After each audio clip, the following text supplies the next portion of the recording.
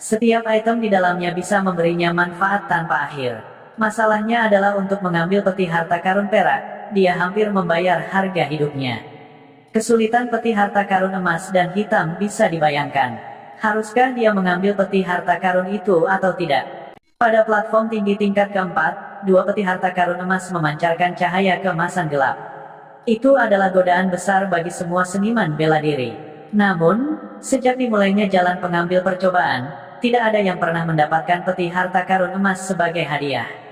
Bahkan Hall Master Cloud Hall saat ini belum pernah mendapatkannya sebelumnya. Godaan peti harta karun emas ini kepada seniman bela diri lainnya sangat bagus, tetapi itu bahkan lebih besar untuk Luo Zeng. Karena Luo Zeng telah memperoleh 3 peti harta karun sebagai hadiah. Dan setiap hadiah lebih besar dan lebih jarang daripada yang terakhir.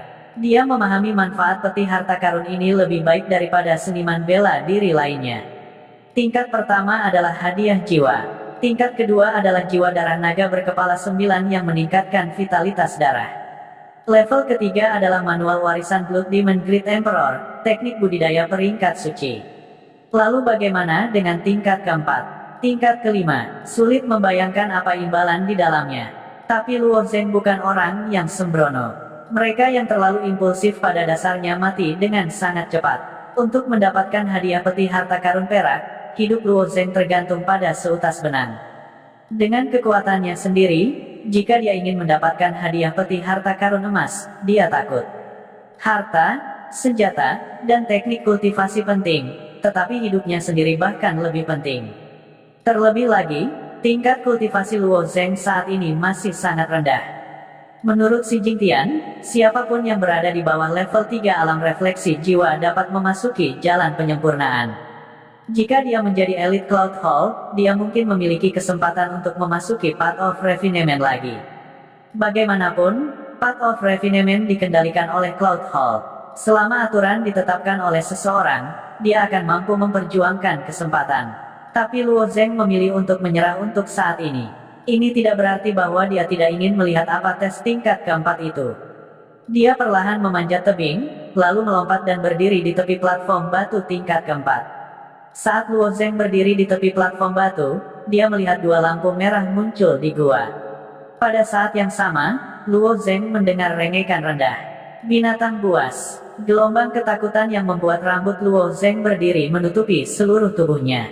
Pada saat ini, Luo Zeng merasa seolah-olah hatinya dicengkeram oleh kekuatan yang tidak terlihat. Dia merasa tidak bisa bergerak. Binatang buas macam apa ini? Bagaimana itu bisa memiliki kekuatan yang begitu menakutkan? Bahkan ketika dia menghadapi klan iblis di Sekte Awan Biru, Luo Zeng tidak takut seperti ini. Jantung Luo Zeng terus berdetak. Menghadapi binatang buas yang tidak bisa dia lihat dengan jelas di dalam gua, Luo Zeng mengandalkan instingnya untuk mendorong platform batu. Tepat ketika Luo Zeng meninggalkan platform batu, binatang buas di dalam gua sudah bergegas keluar.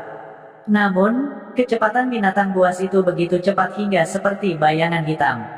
Terlepas dari sepasang mata merah darahnya, itu sangat menarik. Meskipun Luo Zeng memilih untuk segera melompat dari platform batu, binatang buas itu masih bergegas di depan Luo Zeng dan mengayunkan cakar depannya ke arahnya. Pada akhirnya, itu masih agak terlambat. Cakar depannya hanya merobek baju di dada Luo Zeng. Luo Zeng, yang lolos dari kematian, jatuh dari tebing. Saat di udara, dia menyesuaikan tubuhnya dan akhirnya berdiri kokoh di tanah. Saat dia berdiri teguh, Luo Zeng berencana untuk melarikan diri. Dia ingat bahwa sekelompok murid Cloud Hall sedang menatapnya dengan iri. Arai besar yang mereka siapkan adalah ancaman besar baginya. Namun, setelah berdiri teguh, Luo Zeng menyadari ada sesuatu yang salah. Serigala datang dari atas kepala Luo Zeng. Luo Zeng mendongak dan melihat binatang buas berdiri di tepi platform batu, melolong ke langit. Pada saat ini, banyak murid Cloud Hall sangat ketakutan sehingga kaki mereka berubah menjadi jeli. Mereka tidak berani bergerak. Beberapa murid Cloud Hall yang kurang berani sangat ketakutan sehingga kaki mereka berubah menjadi jeli, dan mereka jatuh tersungkur. Bahkan wajah Zhao Xiaohua sangat pucat. Dia menatap binatang buas di platform batu dengan ekspresi rumit. Binatang buas ini tampak seperti serigala, tetapi sangat besar. Seluruh tubuhnya hitam, seperti bayangan hitam. Luo Zeng tidak tahu apa itu, tetapi Zhao Xiaohua telah mendengarnya. Ini adalah Raja Serigala Bayangan. Saya tidak menyangka bahwa penjaga peti harta karun emas di lantai 4 akan menjadi binatang yang sangat ganas. Tidak heran tidak ada yang bisa mengambil peti harta karun emas. Peti harta karun emas ini tidak pernah dimaksudkan untuk dibawa pergi, pikir Zhao Xiaohua. Raja Serigala Bayangan adalah binatang buas legendaris. Itu adalah sejenis makhluk bayangan. Intinya, itu bukan makhluk hidup. Setelah Shadow Wolf King melolong ke langit, dia menatap Luo Zeng dengan ganas sebelum perlahan mundur ke guanya. Tatapan itu hampir membuat jantung Luo Zeng berhenti berdetak. Untungnya, dia tidak mengambil risiko untuk menantang lantai 4. Luo Zeng menepuk dadanya dan menghela nafas. Secara kebetulan, matanya bertemu dengan mata Zhao Xiaohua. Namun, yang membingungkan Luo Zeng adalah bahwa Zhao Xiaohua tidak menggunakan formasinya untuk menyerangnya. Seorang murid Cloud Hall di dekatnya mengingatkannya, "Saudara Hua, apakah kamu tidak akan berurusan dengan anak itu?" Zhao Xiaohua tidak mengatakan apa-apa. Dia tidak bergerak, dia hanya menatap Luo Zeng. Melihat Zhao Xiaohua membeku, Luo Zeng tidak ingin membuang waktu lagi. Meskipun dia tidak tahu mengapa Zhao Xiaohua linglung, itu cukup baik bahwa dia tidak menyerangnya. Jadi, Luo Zeng dengan cepat pergi. Begitu Luo Zeng menghilang ke dalam hutan, Zhao Xiaohua menamparkan murid Cloud Hall yang baru saja mengingatkannya. "Berurusan dengannya, apakah kamu mencoba membunuhku?" Murid Cloud Hall merasa sangat bersalah. Dia menggosok kepalanya dan berkata, "Kakak Hua, bukankah kamu mengatakan kamu ingin berurusan dengannya? Selain itu, jika kita mengaktifkan formasi 12 cabang duniawi, anak itu pasti akan dibunuh oleh kita." Zhao Xiaohua memutar matanya ke arah murid Cloud Hall. Bukannya Zhao Xiaohua tidak ingin menyerang, tetapi dia tidak berani. Bagaimanapun, ia dilahirkan di keluarga peringkat ketiga. Zhao Xiaohua sangat jelas tentang situasinya. Dia tahu bahwa pada saat ini, ada sekelompok master sekte dan seorang tetua yang menonton. Jika Zhao Xiaohua telah membunuh Luo Zeng sebelumnya, itu tidak akan menjadi masalah besar. Paling-paling, master sekte dari sekte peringkat kedua akan datang mencari masalah. Dengan kekuatan keluarga Raja Zhao Selatan, mereka akan mampu menangani masalah ini. Tapi sekarang, itu berbeda. Luo Zeng telah mendapatkan peti harta karun perak. Selama bertahun-tahun ini, hanya Cloud Hall Master yang mendapatkannya. Ini berarti bahwa potensi Luo Zeng sama besarnya dengan Cloud Hall Master, atau bahkan lebih besar. Karena kultivasi Luo Zeng lebih rendah. Dan ketika Cloud Hall Master telah memasuki Path of the Trial, dia sudah melangkah ke tahap Soul Illumination. Bagaimana mungkin orang seperti itu tidak dihargai oleh petinggi Cloud Hall? Mengabaikan segala sesuatu yang lain, hanya Penatua Fei Han saja bukanlah seseorang yang Zhao Xiaohua mampu untuk menyinggung. Bunuh Luo Zeng dengan formasi 12 cabang duniawi, itu memang mungkin. Tapi bagaimana dia akan menjelaskan ini kepada Fei Han? Jika Fei Han melaporkan masalah ini ke Hall Master, bagaimana dia akan menjelaskannya? Ini kemungkinan besar akan menjadi masalah terbesar Zhao Xiaohua. Tebakan Zhao Xiaohua sangat akurat. Sebelumnya, ketika Fei Han menyerang Luo Zeng, dia masih memiliki senyum di wajahnya.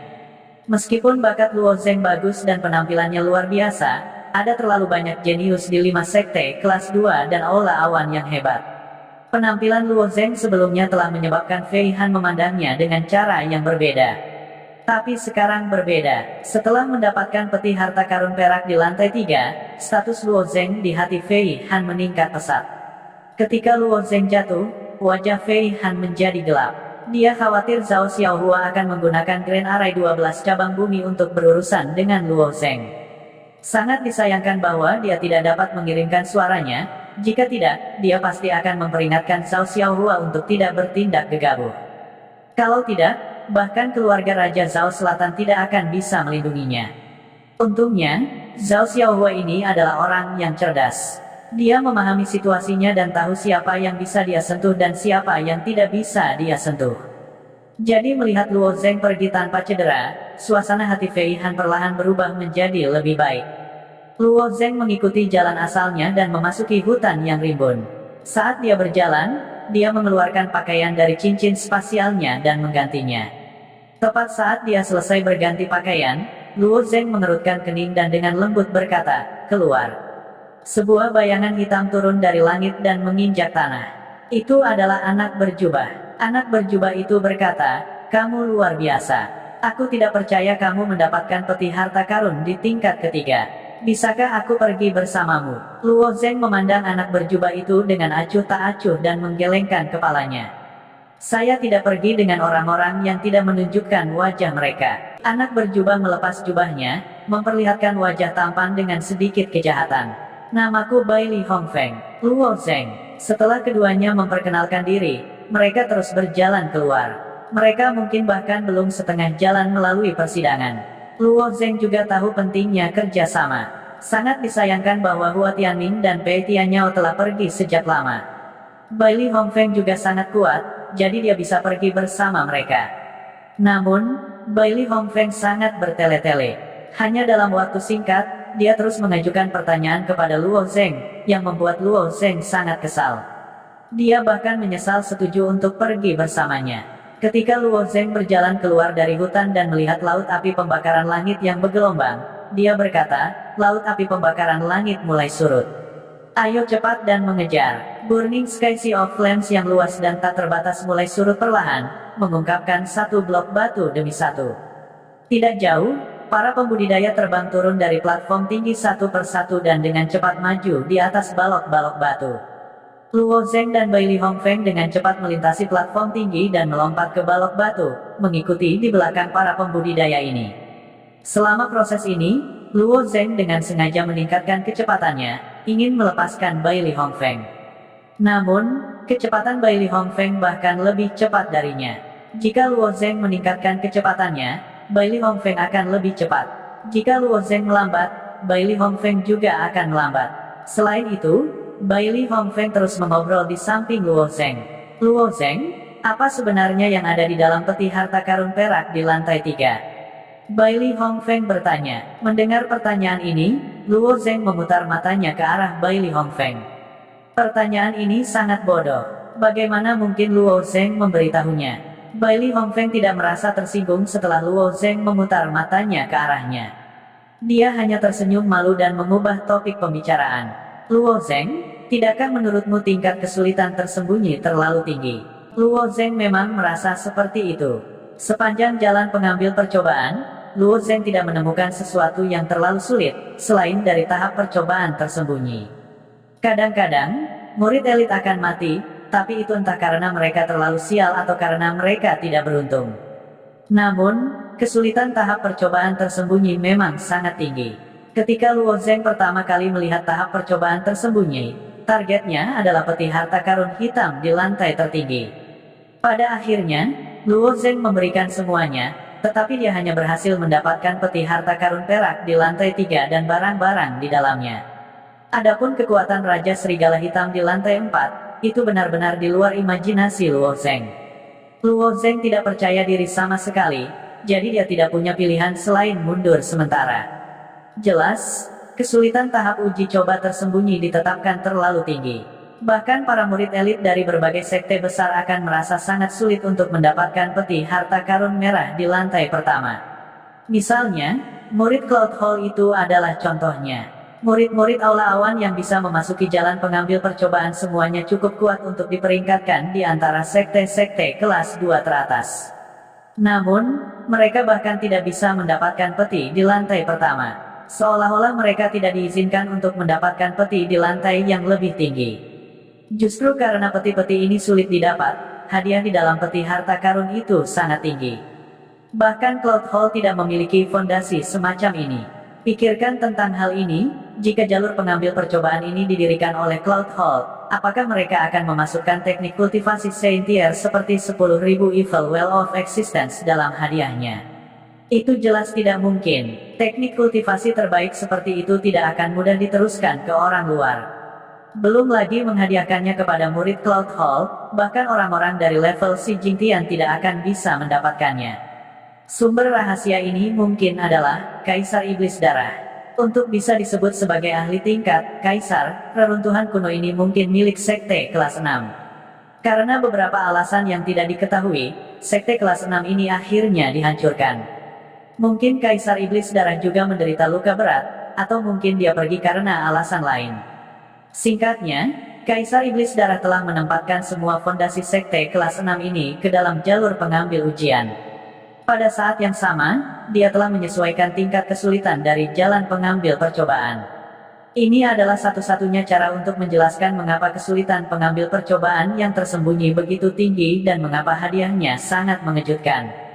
Jika ini masalahnya, barang-barang di peti harta karun emas dan hitam kemungkinan besar adalah warisan terbaik dari sekte kelas 6 ini. Tentu saja, ini hanya deduksi Luo Zeng sendiri.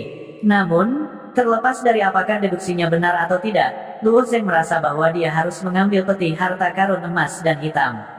Adapun bagaimana dia akan membawa mereka pergi, dia perlu memikirkannya panjang lebar. Kamu belum menjawab pertanyaanku. Bailey Hongfeng melihat Luo Zeng tenggelam dalam pikirannya dan berbicara lagi. Luo Zeng mengerutkan bibirnya. Dia tidak bisa diganggu untuk membuang napas pada orang ini dan tiba-tiba meningkatkan kecepatannya. Namun, Bailey Hongfeng seperti permen lengket yang menempel erat di sisi Luo Zeng. Tidak ada cara untuk menyingkirkannya. Pada saat ini, lautan api surga yang membakar di depan mereka tiba-tiba menembakkan kolom magma setinggi 10 kaki. Setelah kolom magma ditembakkan ke udara, itu tersebar ke segala arah. Banyak magma terciprat ke arah blok batu seperti hujan deras magma. Semuanya hati-hati. Para seniman bela diri di jalan semua melepaskan energi inti sejati mereka untuk melindungi diri mereka sendiri atau menggunakan harta pertahanan untuk menahan hujan magma. Niat pedang Luo Zeng muncul di permukaan tubuhnya. Setiap magma yang mendekatinya dicekik oleh siklon niat pedang dan memantul. Di sisi lain, Bailey Hongfeng mengeluarkan jubah hitamnya. Jubah hitamnya terlihat sangat biasa, tetapi sebenarnya, itu seharusnya menjadi harta sihir khusus. Tidak hanya itu bisa sepenuhnya menyembunyikan auranya, tetapi juga membentuk medan kekuatan khusus.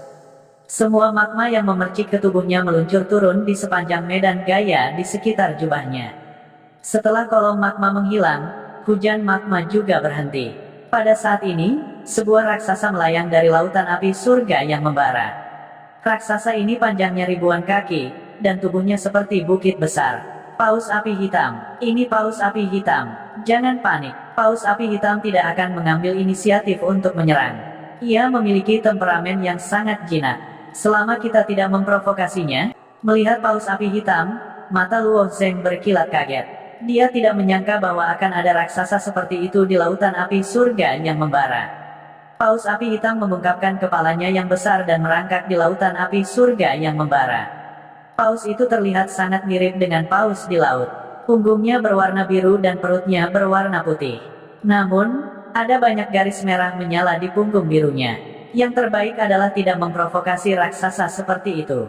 Jika tidak sengaja terprovokasi, itu hanya perlu melambaikan ekornya dan itu bisa menimbulkan gelombang magma setinggi 30 kaki. Itu bisa membunuh semua orang dalam sekejap. Luo Zeng bisa menggunakan tubuhnya sendiri untuk menahan magma yang terbakar. Sebelumnya, Luo Zeng berpikir bahwa dia hanya bisa berenang melalui lautan api surga yang membara. Sekarang dia memikirkannya, itu benar-benar mimpi pipa. Bahkan makhluk seperti paus api hitam ada. Mungkin ada makhluk kuat yang tak terhitung jumlahnya di Burning Heaven Sea of Fire. Bagaimana mungkin Luo Zeng menjadi lawan mereka di magma? Pada saat ini, semua orang sangat berhati-hati. Mereka bahkan tidak berani bernapas dengan keras. Mereka juga melambat karena takut mengkhawatirkan pria besar yang tidak jauh dari situ. Untungnya, paus api hitam tampaknya tidak terlalu tertarik pada manusia yang tidak penting ini. Itu melayang di permukaan magma untuk mengambil napas dan perlahan-lahan menyelam ke bawah, menghilang ke dalam lautan api surga yang membara. Melihat paus api hitam telah pergi, para prajurit menghela nafas panjang lega. Kemudian, mereka menambah kecepatan dan berlari. Saat semua orang terus bergerak maju, gelombang lautan api surga yang membara mulai berfluktuasi lagi. Namun, karena perjalanannya lancar, ketika air pasang datang, semua orang sudah melompat ke platform tinggi berikutnya dan menghindari air pasang. Awalnya, Luo Zeng berpikir bahwa tidak akan ada orang di platform tinggi berikutnya. Platform tinggi ketiga ini sama dengan platform tinggi pertama, tempat peristirahatan sementara. Prajurit di atasnya harus pergi semua saat air pasang surut. Bagaimanapun, ujung lautan api surga yang membara berada tepat di depan mereka. Tidak ada yang akan memilih untuk membuang waktu di sini. Namun, Yang mengejutkan Luo Zeng adalah bahwa platform tinggi ketiga sebenarnya penuh sesak dengan orang-orang. Platform tinggi ini awalnya tidak lebar, tetapi tampaknya para murid dari 5 sekte kelas 2 dan Cloud Hall yang hebat semuanya ada di sini.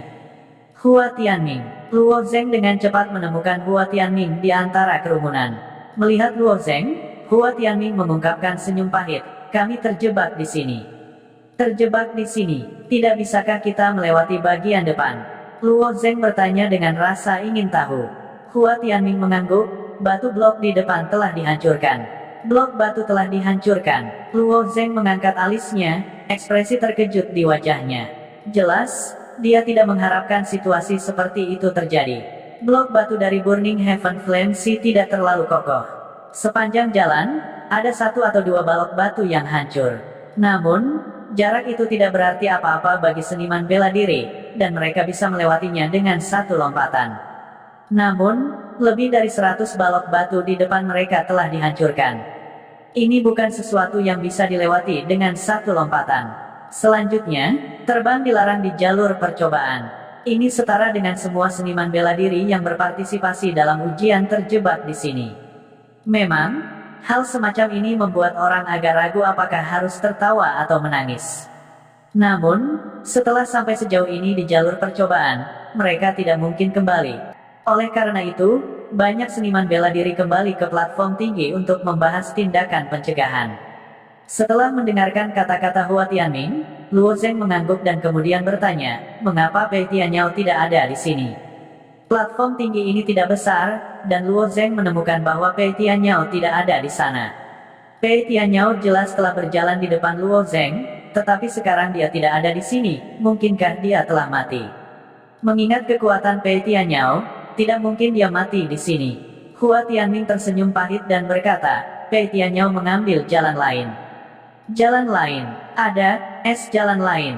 Luo Zeng bertanya dengan rasa ingin tahu. "Ya, Zuo Bufan dari Aula Awan, Jin Qiaoning dari Sekte Awan Pelangi, dan 2 orang lainnya serta Pei Tianyao semuanya memilih jalan ini. Hanya ada 7 atau 8 balok batu di jalan itu, jadi seharusnya tidak sulit untuk salib," kata Hua Tianming. "Kenapa? Mengapa sebagian besar dari kalian tidak pergi ke sana?" Luo Zeng bertanya. "Karena jalan itu disebut jalan kematian." Seorang murid dari Cloud Hall tiba-tiba menyela dan menjawab dengan dingin. Hua Tianming mengangguk dan berkata, "Sebenarnya ada pertigaan di jalan di depan." Menurut para murid Aula Awan, percabangan ini dibagi menjadi 2 jalur. Satu adalah jalan kehidupan, dan yang lainnya adalah jalan kematian. Petik 2. Untuk Cloud Hall, ada banyak misteri yang belum terpecahkan dari jalur pengambil percobaan. Hampir semua murid akan memilih jalan kehidupan. Ketika melewati jalan ini, melihat lautan api yang luas, Luo Zeng berpikir keras. Menurut deduksi Luo Zeng sebelumnya, kesulitan Path of Trial Taker seharusnya ditingkatkan. Itulah mengapa tahap uji coba tersembunyi sangat sulit. Dan jalan kematian ini juga harus menjadi tahap percobaan tersembunyi. Namun, kesulitan Path of Death jauh lebih tinggi daripada Path of Life. Dengan keseluruhan kesulitan yang sangat meningkat, jalan kematian telah menjadi jalan buntu. Jalan kematian ini bukanlah jalan buntu, tetapi kesulitan untuk melewatinya telah sangat meningkat. Banyak murid tidak bisa melewatinya sama sekali. Dengan kesulitan seperti itu, secara alami mengandung peluang besar. Luo Zeng menduga bahwa jalan kematian ini bahkan mungkin menyembunyikan rahasia sebenarnya dari jalan pengambil ujian. Memikirkan hal ini, Luo Zeng tiba-tiba berkata kepada Hua Tianming, "Saudara Tianming, mari kita juga berjalan di jalan kematian." Platform tinggi ini tidak besar, dan sekarang sebagian besar prajurit yang menantang jalan pengambil percobaan ada di sana. Kata-kata Luo Zeng segera menarik perhatian semua prajurit, dan setelah melihat Luo Zeng, senyum menghina muncul di wajah mereka. "Apakah kamu bercanda? Zuo Bufan dan Jin Qiaoning berani menantang jalan kematian, mengandalkan keterampilan dan keberanian mereka, sehingga mereka benar-benar memiliki kesempatan untuk lulus. Tapi Anda, seorang pria tahap ketiga Xiantian, juga ingin ikut bersenang-senang. Bukankah itu mencari kematian?" Itulah yang dipikirkan semua orang, tetapi tidak ada yang memperingatkan atau memperingatkan Luo Zeng. Lagi pula, apa yang dilakukan Luo Zeng? Faktanya, meskipun Path of Death telah memecahkan lebih dari 100 balok batu, itu bukan tidak mungkin untuk dilewati.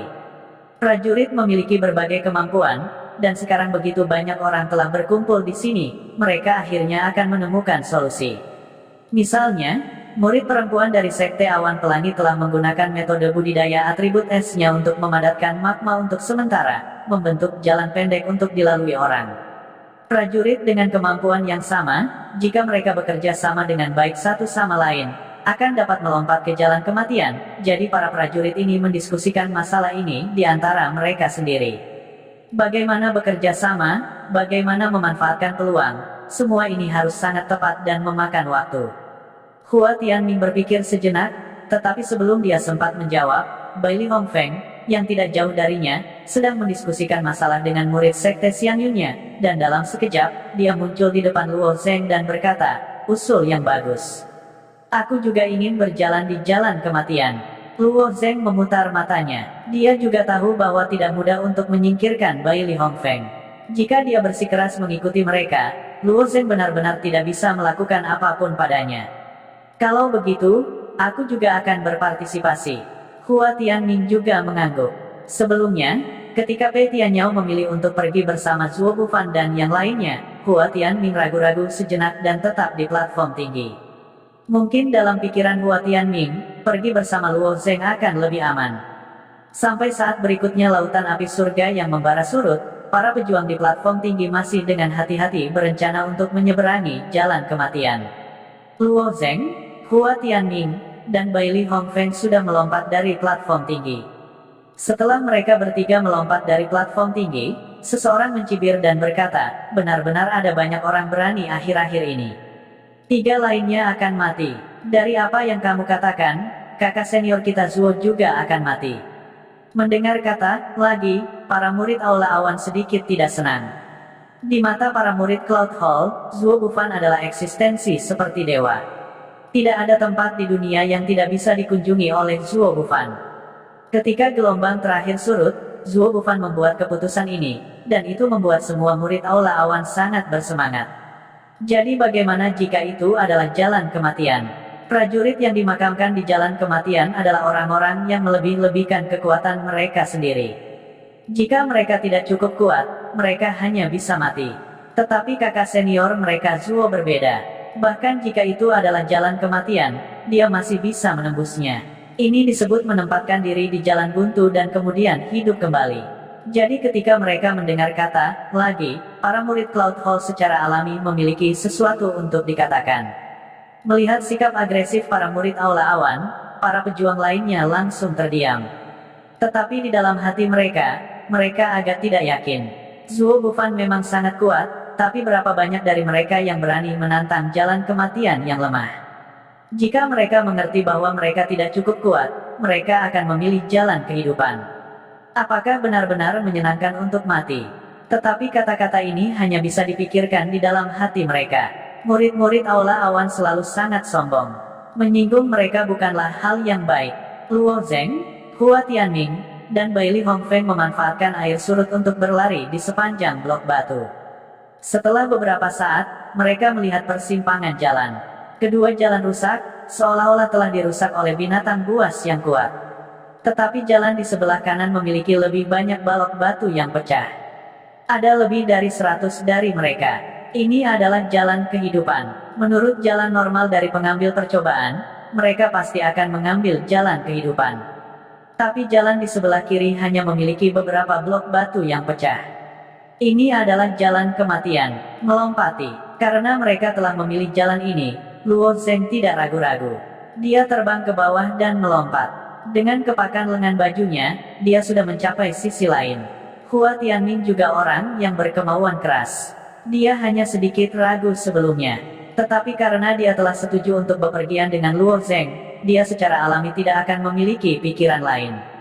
Dia juga melompat. Adapun Baili Hongfeng, aha, dia seperti elang yang melebarkan sayapnya di udara. Dia berjungkir balik di udara dan bahkan menggoyangkan jubahnya menjadi bentuk sepasang sayap. Dia mengambil langkah di udara dan terbang lebih tinggi. Gerakannya bahkan lebih anggun. Pada saat yang sama, dia mengeluarkan tangisan yang berlebihan. Hua Tianming melihat ke belakang dan memuji, teknik gerakan yang bagus. Luo Zheng memutar matanya. Idiot lain. Kepribadian Bai Li Hongfeng agak mirip dengan Li Yifeng. Namun, dia tampaknya sedikit lebih normal daripada Li Yifeng. Jika tidak, dengan kepribadian Bai Li Hongfeng yang cerewet, Luo Zheng akan membuangnya bahkan jika dia harus melakukannya. Jalan kematian, ayo pergi. Setelah berlari seperti ini untuk sementara waktu, magma laut api surga yang terbakar mulai berfluktuasi lagi. Air pasangnya naik. Mengapa kita belum sampai di ujung? Luo Zheng mengerutkan kening. Bai Li Hongfeng berkata dengan ekspresi pahit, tidak mungkin, aku tahu apa jalan kematian ini. Ini pasti jalan buntu. Tidak ada akhir untuk itu. Jika ini terus berlanjut, semua orang akan tenggelam dalam magma. Jangan katakan kata-kata menyedihkan seperti itu. Luo Zheng melengkungkan bibirnya. Jalur penantang percobaan dirancang untuk sekte kelas 6 untuk menguji murid-murid mereka. Luo Zheng tidak percaya bahwa jalan kematian adalah jalan buntu yang sebenarnya. Kaisar Iblis Darah tidak mungkin menciptakan jalan kematian yang begitu membosankan untuk menipu orang, karena itu tidak ada artinya. Luo Zheng, di depan. Hua Tianming, yang selama ini diam, menunjuk ke depan. Balok batu memanjang ke kejauhan dan tiba-tiba berhenti di suatu tempat. Itu adalah jalan buntu. Melihat jalan buntu ini, Bai Li Hongfeng menggelengkan kepalanya dengan sedih. Sayangnya, aku benar, Jing. Hati Luo Zheng tenggelam, tetapi dia masih tidak punya niat untuk mundur. Sekarang setelah lautan api yang membakar langit meningkat, sudah pasti sudah terlambat untuk mundur. Luo Zheng hanya bisa bertaruh. Dia bertaruh bahwa orang yang merancang jalan penantang percobaan ini tidak begitu bodoh untuk membuat jalan buntu untuk mengelabui orang. Apa yang harus saya lakukan? Saya tidak ingin mati, teriak Bai Li Hongfeng sambil berlari. Aku masih memiliki masa depan yang cerah di depanku. Jika aku mati di lautan api yang membakar langit ini, aku bahkan tidak akan memiliki mayat yang tersisa. Ibu, aku tidak berbakti. Aku tidak bisa memberimu. Sementara Bai Li Hongfeng berlari dan berteriak, Hua Tianming melompat ke balok batu, berbalik, dan mengulurkan tangan untuk meraih dada Bai Li Hongfeng. Kemudian, dia mencabut pedang di punggung Bai Li Hongfeng dengan tangan kanannya dan meletakkannya di leher Bai Li Hongfeng. Melolong lagi, dan aku akan membunuhmu. Hua Tianming adalah orang yang tidak banyak bicara. Pada saat yang sama, dia tidak sesabar Luo Zheng. Selain itu, dia menghadapi jalan buntu dan gelombang lava yang perlahan naik. Mustahil untuk mengatakan bahwa dia tidak merasa tertekan. Namun, Bai Li Hongfeng memiliki kebiasaan buruk. Dia biasanya sangat bertele-tele, tetapi ketika dia berada di bawah tekanan atau gugup, dia suka melolong seperti ini. Ini sebenarnya cara untuk menghilangkan tekanan di hatinya. Misalnya, ada orang yang suka menjambak rambutnya saat gugup, dan ada yang terus makan saat gugup. Masalahnya adalah meskipun Bai Li Hongfeng melampiaskan tekanannya dengan melolong, dia sebenarnya mengirimkan tekanan ke Hua Tianming dan Luo Zheng. Tidak, aku tidak akan melolong lagi. Oke, Bai Li Hongfeng memohon belas kasihan. Faktanya, dengan kekuatan Bai Li Hongfeng, dalam keadaan normal, dia tidak akan bisa menangkapnya dengan mudah. Namun, Hua Tianming baru saja menangkapnya lengah. Secara alami, Hua Tianming tidak akan benar-benar membunuhnya. Dia hanya mendengus dingin dan melemparkannya ke balok batu sebelum melanjutkan ke depan. Luo Zheng tersenyum pada Bai Li Hongfeng, menggelengkan kepalanya, dan mengikutinya. Bai Li Hongfeng terus menangis, tapi kali ini, dia tidak berani mengeluarkan suara. 400 kaki. 300 kaki. 200 kaki. Mereka bertiga menatap balok batu di depan mereka, berharap mereka bisa keluar dari situasi tanpa harapan ini. Dalam situasi yang tidak diketahui ini, mudah untuk membayangkan betapa gugupnya mereka bertiga. Jika ini benar-benar jalan akhir terputus biasa, mereka tidak punya pilihan lain selain mati. Warnanya berbeda. Luo Zheng adalah orang pertama yang menyadari keanehan itu. Dia memperhatikan bahwa sepertinya ada deretan rune di permukaan balok batu di ujung jalan ujung terputus.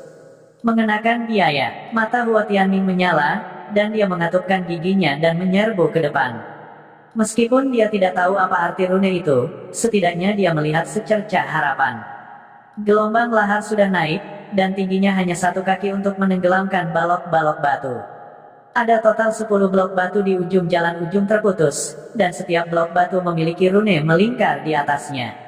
Begitu Luo Zeng menginjak salah satu balok batu, rune itu menyala. Luo Zeng melewati 10 balok batu dalam sekejap, dan tidak ada satu pun yang menyala.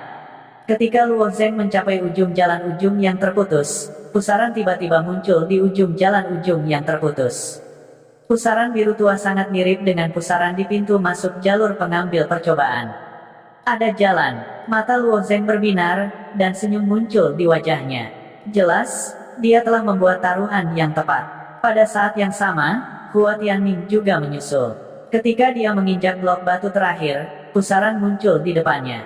Setiap orang memiliki pusaran. Pada saat ini, orang ketiga juga bergegas. Bailey Hongfeng seperti orang yang tenggelam yang meraih sedotan penyelamat ketika dia melihat pusaran air di depannya.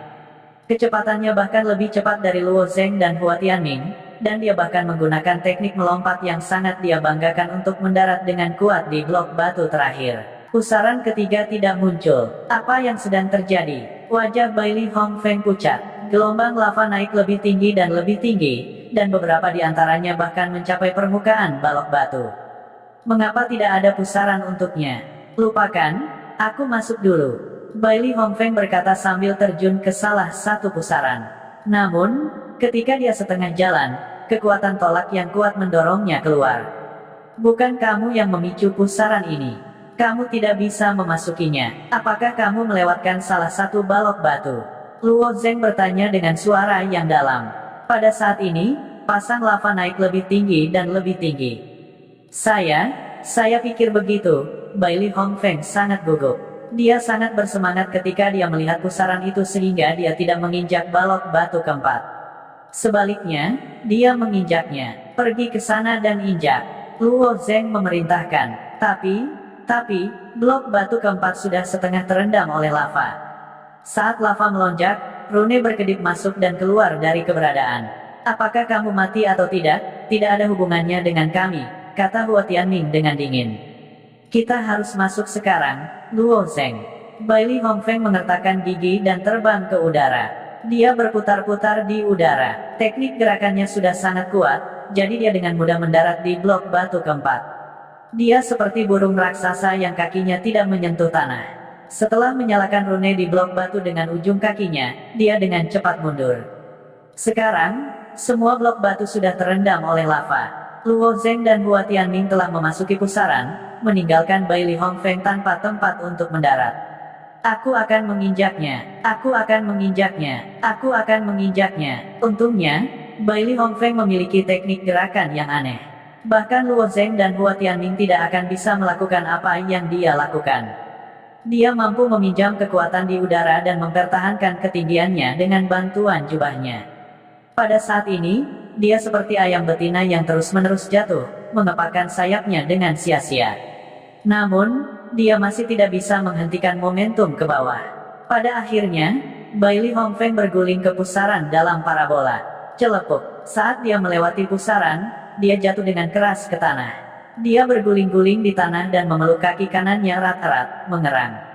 Baru saja, magma sudah menutupi blok batu. Berapa tinggi suhu magma? Meskipun Bailey Hongfeng hanya menyentuh tanah dengan ujung kakinya, masih ada lava yang menempel di kakinya dalam sekejap. Lagi pula, tidak semua orang memiliki fisik yang mengerikan seperti Luo Zeng. Seberapa menyakitkan untuk dibakar oleh lava? Memukul. Hua Tianming melemparkan botol kecil ke Bailey Hongfeng. Pil pembekuan es untuk mengobati luka bakar. Ekspresi bersyukur muncul di wajah Bailey Hongfeng saat dia dengan cepat menelan pil itu. Luo Zeng dan Hua Tianming mengukur lingkungan mereka. Bagaimanapun, mereka telah memilih jalan kematian. Tes tadi sebenarnya bukan tes sama sekali. Selama mereka memiliki kemauan yang kuat, mereka bisa mengertakkan gigi dan berjalan sampai akhir. Karena itu disebut jalan kematian, ujian sebenarnya akan datang nanti. Setelah melewati pusaran, mereka bertiga tampaknya telah memasuki ruang independen. Cahaya di ruang ini redup, dan langit berwarna abu-abu. Hanya beberapa cahaya redup yang menembus, memberi mereka perasaan menindas, sempit, dan suram. Hutan gelap di kejauhan bahkan lebih menakutkan.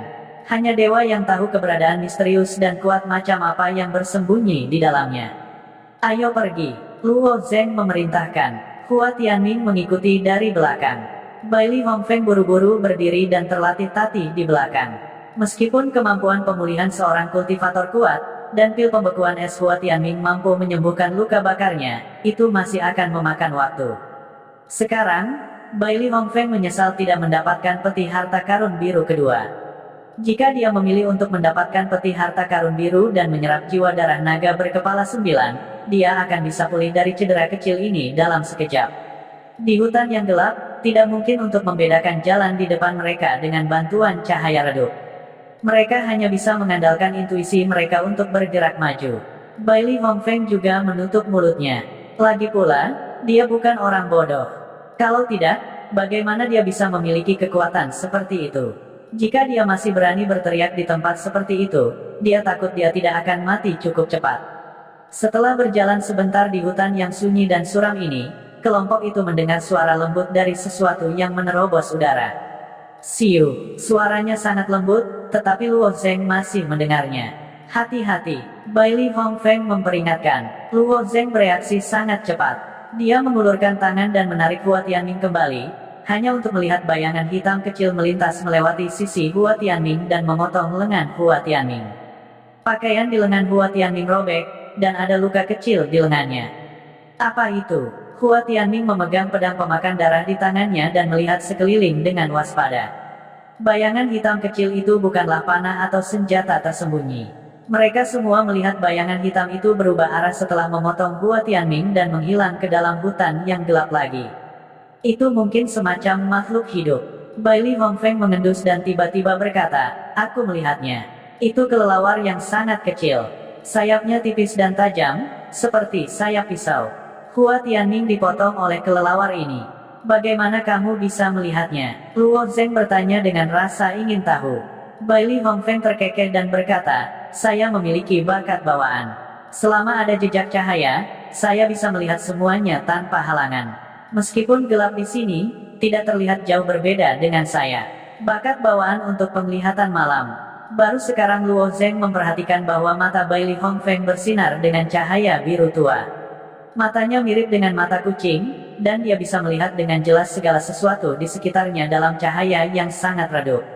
"Semuanya, hati-hati. Ada banyak kelelawar ini." Tepat saat suara Bailey Hongfeng jatuh, suara sesuatu yang merobek udara bisa terdengar. Di bawah penutup malam, banyak bayangan hitam kecil terbang ke arah mereka bertiga. Sayap kelelawar ini sangat tajam, dan selama seseorang dipotong oleh mereka, itu akan meninggalkan luka yang panjang dan tipis. Namun, pada saat itu, Luo Zheng dan Hua Tianming dikelilingi oleh lapisan pedang pelindung. Pusaran niat pedang dengan erat melilit mereka. Semua kelelawar bersayap pedang yang menabrak mereka langsung dipotong-potong oleh niat pedang yang sempurna. Meskipun kelelawar ini sangat tajam, dan jika jumlahnya terlalu banyak, mereka sangat rapuh. Niat pedang pelindung Luo Zheng dan Hua Tianming adalah lawan yang sempurna untuk kelelawar ini. Tidak peduli berapa banyak yang datang, mereka semua akan mati. Hei, kali ini giliran Bailey Hongfeng yang merasa tertekan. Dia tidak memiliki niat pedang yang kuat seperti Luo Zheng dan Hua Tianming.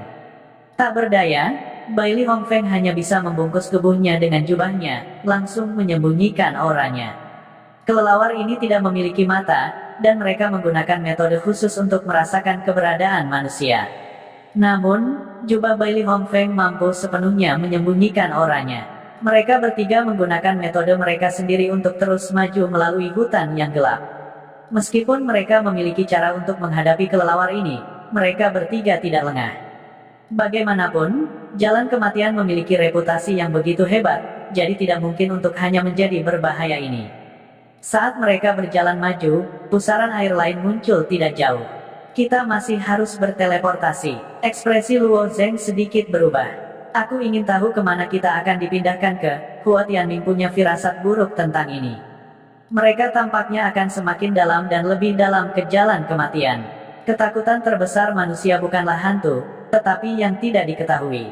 Jika manusia menemukan hantu dan mengenali mereka apa adanya, mereka tidak akan begitu takut. Sebelumnya, ketika semua orang memasuki jalan pengambil percobaan, mereka tahu bahwa mereka akan memiliki jalan yang akan membawa mereka ke akhir. Meskipun jalan ini sulit, itu masih jalan yang jelas. Sekarang setelah mereka memasuki jalan kematian, mereka tidak tahu kemana jalan ini akan membawa mereka. Tanpa pilihan yang lebih baik, mereka bertiga melewati pusaran air lagi. Begitu mereka melewati, mereka mendengar ledakan hebat. Kemudian, nyala api membubung ke langit. Ini api neraka. Luo Zeng tahu bahwa api itu adalah api neraka teratai hijau milik Pei Tianyao. Dengan siapa dia berkelahi? Siapa yang bisa memaksanya menggunakan gerakan ini? Setelah pantom dewa tak tergerak Pei Tianyao diaktifkan, itu akan memakan waktu beberapa hari sebelum dia bisa menggunakannya lagi. Dia tidak akan menggunakannya kecuali itu adalah krisis hidup dan mati. Jelas, Pei Tianyao berada dalam situasi putus asa. Dengan siapa Pei Tianyao bertarung? Hua Tianming bertanya, melihat ke arah itu. Aku tidak tahu. Ayo cepat. Luo Zeng memimpin dan bergegas ke depan. Meskipun di Sekte Awan Biru, mereka berada dalam hubungan yang kompetitif satu sama lain, tetapi relatif terhadap Aula Awan Biru, mereka bertiga berasal dari garis keturunan yang sama. Pada saat kritis, mereka harus mengulurkan tangan membantu. Api dari neraka langsung naik, menerangi setengah dari langit.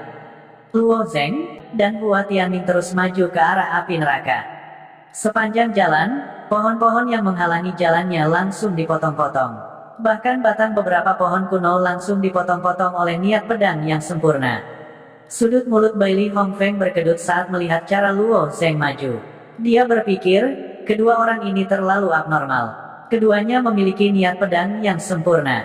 Apakah mereka benar-benar dari sekte kelas 2? Meskipun Baili Hongfeng banyak bicara, dia masih cukup percaya diri dengan kekuatannya sendiri. Namun, di sepanjang jalan, dia merasa bahwa dia tidak memiliki keunggulan dibandingkan Luo Zeng dan Hua Tianming. Untungnya, Baili Hongfeng memiliki harga dirinya sendiri. Jika saya menggunakan semua kekuatan saya mungkin bisa melawan mereka, dia berpikir dalam hati. Setelah bergegas keluar dari hutan, pemandangan di depan mereka sangat mengejutkan Luo Zeng dan Hua Tianming. Di luar hutan, ada lubang besar dengan keliling ratusan meter. Tampaknya lubang ini disebabkan oleh pertempuran sengit. Di tengah lubang, ada api neraka teratai hijau yang sangat mempesona menyala dengan ganas. Seluruh tubuh Pei Tianyao diselimuti cahaya kemasan. Dia benar-benar bertarung dengan binatang buas. Binatang buas itu memiliki sepasang sayap di punggungnya. Ia berdiri tegak di atas kakinya, dan ada tanduk tajam di kepalanya. Itu memiliki wajah beruang, dan seluruh tubuhnya bermandikan cahaya perak yang menyilaukan. Semua orang sangat jelas tentang kekuatan api neraka Pei Tianyao.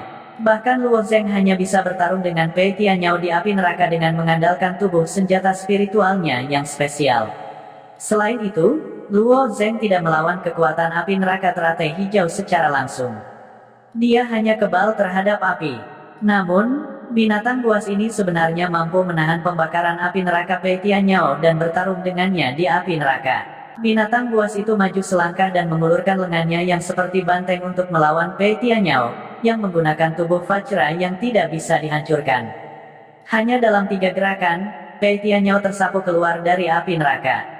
Dia jatuh dengan keras ke tanah dan tenggelam sedalam 3 kaki ke dalam tanah. Sungguh kekuatan yang menakutkan. Murid Luo Zeng menyusut. Kekuatan ini mungkin lebih kuat dari kekuatan sisik naganya. Setelah memukul mundur Pei Tianyao, binatang buas itu melebarkan sayapnya dan bergegas menuju Pei Tianyao. Jelas, itu ingin membunuh Pei Tianyao. Pada saat ini, bayangan putih keluar dari tepi lubang. Itu sebenarnya adalah murid Cloud Hall. Murid Cloud Hall memegang tombak panjang yang panjangnya 9,9 inci. Dengan jabat tangannya, tombak panjang itu seperti naga beracun yang mengebor ke arah binatang buas itu. Tombak putih itu memancarkan kehendak tombak yang tajam, seolah-olah bisa menembus semua yang ada di dunia. Bahkan Luo Zeng merasakan ketakutan saat melihat tombak ini. Di jalan persidangan, Luo Zeng menemukan untuk pertama kalinya bahwa ada lawan yang begitu kuat di Cloud Hall. Di ngarai percobaan tersembunyi, Luo Zeng bertemu dengan murid Cloud Hall yang memimpin formasi susunan. Dia adalah Zhao Xiaohua dari Cloud Hall. Meskipun Luo Zeng tidak tahu bahwa muridnya adalah Zhao Xiaohua, dia bisa merasakan bahwa dia sangat kuat. Namun, Luo Zeng menduga bahwa kekuatannya harus setara dengan Baili Hongfeng, atau mungkin sedikit lebih kuat. Kekuatan Zhao Xiaohua tidak cukup untuk membuat Luo Zeng merasakan begitu banyak tekanan. Namun, orang di depannya berbeda. Dorongan tombak membuat Luo Zeng merasakan ancaman besar.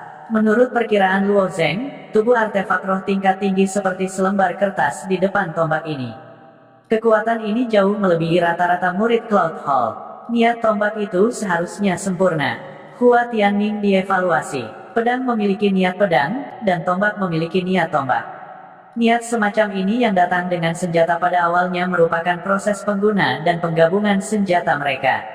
Selama proses ini, mereka akan saling memahami dan menggunakannya secara bebas. Dia Zuo Bufan dari Cloud Hall. Itu normal baginya untuk memiliki kekuatan seperti itu, kata Bai Li Hongfeng, melengkungkan bibirnya. Luo Zeng menggumamkan nama orang ini dengan lembut. Pengejaran martial Dao dan jalan martial Dao pada awalnya merupakan proses untuk terus bergerak maju. Jika ada lawan yang bisa dia lewati, maka dia akan melakukannya. Jika ada lawan yang tidak bisa dia lewati, maka dia akan menundukkan kepalanya dan mati-matian mengejarnya. Misalnya, jika Hua Tianming tidak bisa melampaui Luo Zeng, maka dia akan memilih untuk mengejar Luo Zeng. Jika Luo Zeng mencapai prestasi yang lebih besar di masa depan, maka prestasi Hua Tianming juga tidak sedikit. Meskipun ini adalah pilihan yang tidak berdaya untuk Hua Tianming, itu juga merupakan pilihan yang cerdas. Ini karena dunia tidak pernah adil.